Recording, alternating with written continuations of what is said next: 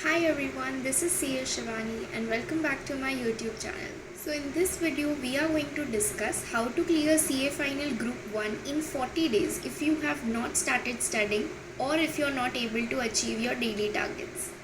So as on today when I am uploading this video, there are definitely more than 40 days available. So now there will be two types of students. पहले जो video अब देख रहे हैं when I have just uploaded it, so you have total 50 days in hand, but we are going to consider that we just have 40 days. You follow this plan और जो remaining 10 days है जो कि आपके पास buffer time है उसमें आप और एक revision complete कर सकते हो. And then second category of students who are watching this video exactly when there are only 40 days remaining, and those who are wondering can we complete our studies in 40 days. So let me tell you, I have a good news for you. You can definitely complete your preparations in these 40 days and you can definitely clear. So in this video I am going to give you a daily timetable. I will tell you कि कितने दिन में studies complete करनी है, कौन से subject को कितने दिन एलोकेट करने हैं और उन डेज़ में आपको कौन से टॉपिक को कितने आवर्स एलोकेट करने हैं, एक दिन में कितने टॉपिक्स करने हैं. ये सारी चीज़ें इस वीडियो में कवर होंगी, तो वीडियो को एंड तक देखिएगा. सो अभी तक आपने पढ़ाई चालू ही नहीं की है या फिर पढ़ाई स्टार्ट तो कर दी है बट टारगेट्स कंप्लीट नहीं हो रहे हैं, जितनी पढ़ाई अभी तक होनी चाहिए थी उतनी नहीं हो रही है, तो अभी आगे क्या करना है.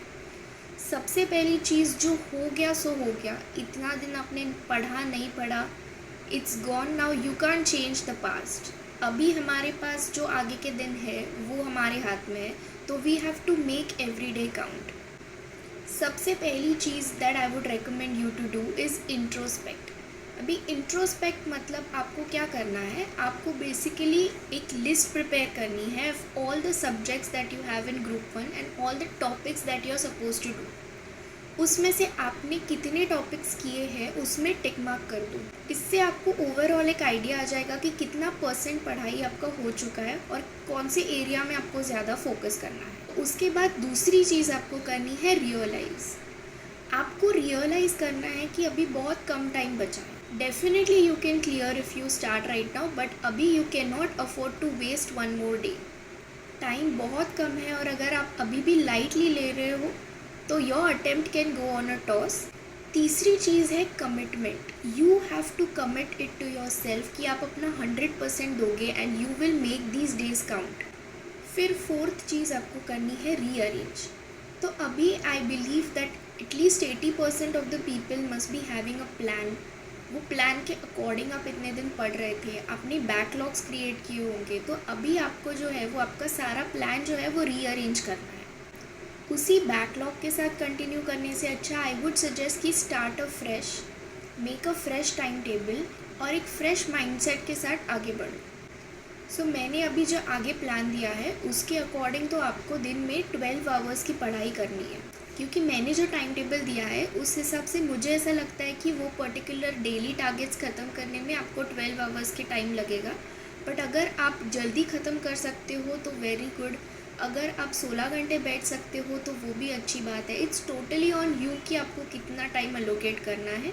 बट आई वुड सजेस्ट कि जैसा मैंने डेली प्लान दिया है वैसा पूरा कंप्लीट होना चाहिए. Do not create any backlogs. So अभी जो मैं प्लान बताने वाली हूँ उसमें मैंने ना हर सब्जेक्ट को कुछ डेज़ एलोकेट किए हैं. इसका ये मतलब नहीं है कि आपने पहले वही सब्जेक्ट उठाना है, वही कंप्लीट करना है. You can modify the time table as per your wish.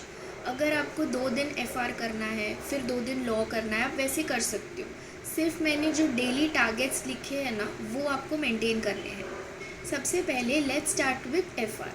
So FR को आपको 7 डेज़ एलोकेट करने हैं. सो 12 आवर्स के हिसाब से टोटल 84 आवर्स आपको एलोकेट करने हैं FR को. और अभी ना इस पॉइंट पे आके आई वुड सजेस्ट कि जितना एग्ज़ाम ओरिएंटेड है ना उतना आप पढ़ाई करो. Do not go too deep into the subject. So मैंने क्या किया था ना, मैंने तो खुद ही पढ़ाई की थी और मैंने अपने समरी नोट्स बनाए थे.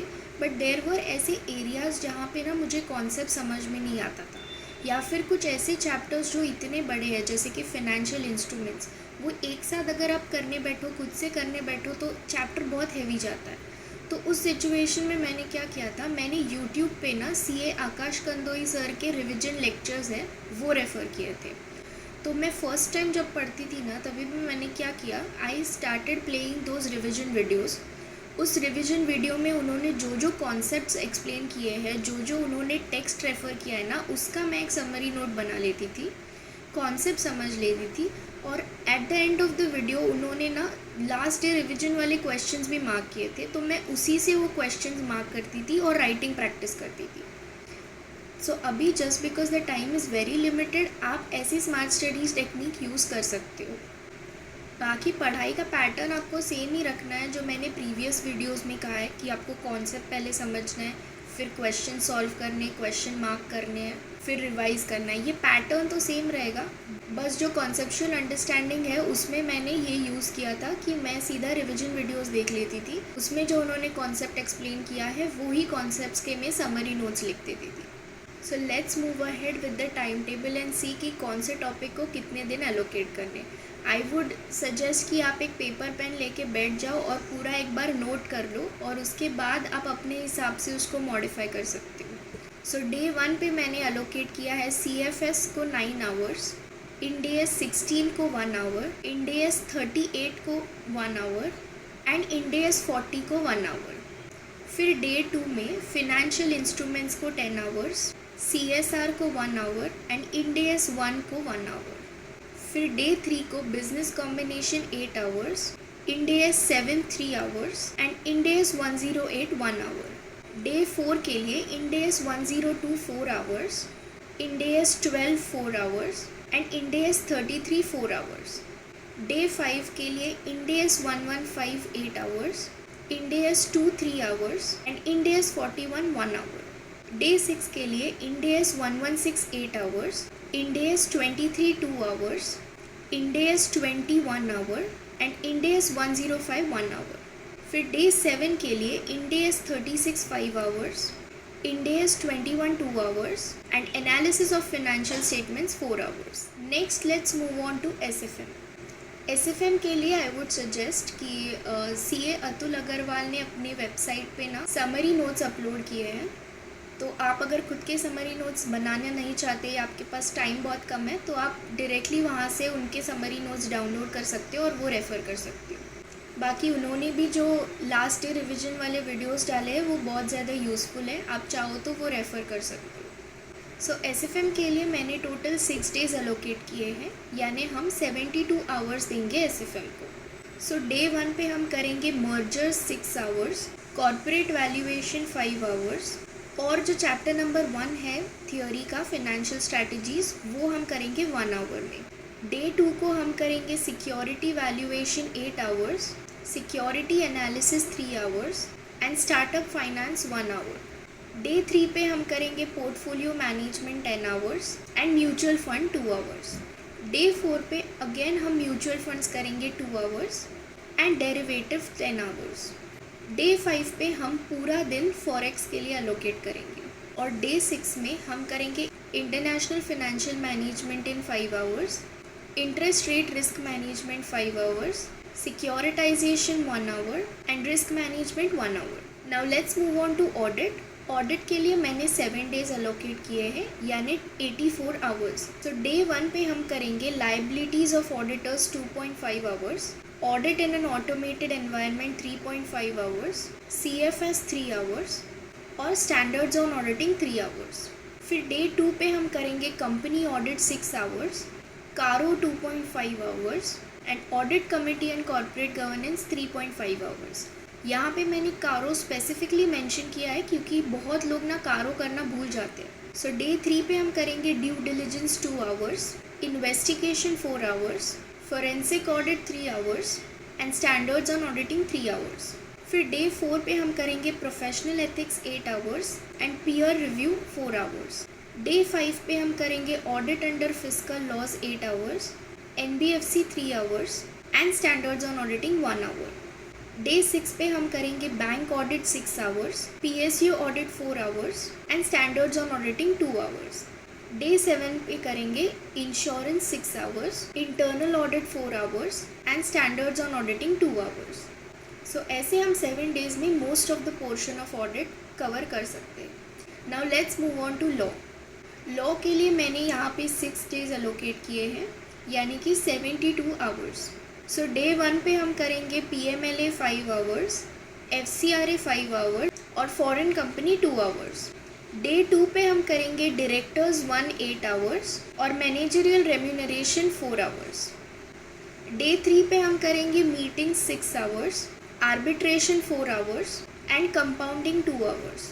डे 4 को हम करेंगे compromises 5 hours, inspections 4 hours and NCLT NCLAT for 3 hours. फिर डे 5 को हम करेंगे IBC 8.5 hours and operation 3.5 hours. फिर डे 6 पे हम करेंगे SEBI 8 hours and miscellaneous chapters 4 hours and SEBI includes SEBI as well as SEBI LODR। So ऐसे हम 6 दिन में हमारा लॉ सब्जेक्ट जो है वो कवर कर सकते हैं। सो ऐसे आप टोटल 26 डेज एलोकेट करके आपका मैक्सिमम पोर्शन कवर कर सकते हो। उसके बाद हमें करनी है रिवीजन और पेपर सॉल्विंग बचे हुए 14 दिन में। उसमें हम FR को देंगे 4.5 डेज, SFM को 3 डेज, ऑडिट को 3.5 डेज और लॉ को 3 डेज। और इन अलॉटेड डेज में आपको रिवीजन करनी है और पेपर सॉल्विंग भी करनी है। सो जिनके पास एग्जैक्ट 40 डेज रिमेनिंग है वो लोग ये प्लान फॉलो कर सकते हैं। और जो लोग ये वीडियो जल्दी देख रहे हैं, आपके पास अराउंड 7-8 डेज जो बफर बचेंगे उसमें से आप 6 दिन अलोकेट कर सकते हो फॉर अ सेकेंड रिविजन। उसमें आप 1.5 डेज अलोकेट कर देना ईच सब्जेक्ट को। बट अगर जो डेली टारगेट है वो आपका कंप्लीट नहीं हो रहा है, ट्राई कि आप थोड़ा और घंटा एक्स्ट्रा पढ़ के वो टारगेट कंप्लीट करो और कोई बैकलॉग्स ना रखो, क्योंकि जितना बैकलॉग्स रहेगा ना उतना आपके लिए डिफ़िकल्ट होगा टू स्टडी फर्दर। और अगर आपको अटेम्प्ट सेव करना है तो आपको ये टाइम सीरियसली लेना ही पड़ेगा। एंड आज यहाँ बैठे बैठे मेक अ कमिटमेंट कि आप अपना 100% दोगे एंड ये जो लास्ट के 40 डेज़ है you will make it count. You can go down in the comment section and write कि you will make these 40 days count. All the very best for your preparations and that's all for today's video. I hope आपको video अच्छा लगा हो। Video अच्छा लगा है तो like और शेयर कर देना और ऐसे ही यूज़फुल वीडियोज़ इस चैनल पे आते रहेंगे तो चैनल को सब्सक्राइब करना मत भूलिएगा। Thank you so much for watching the video.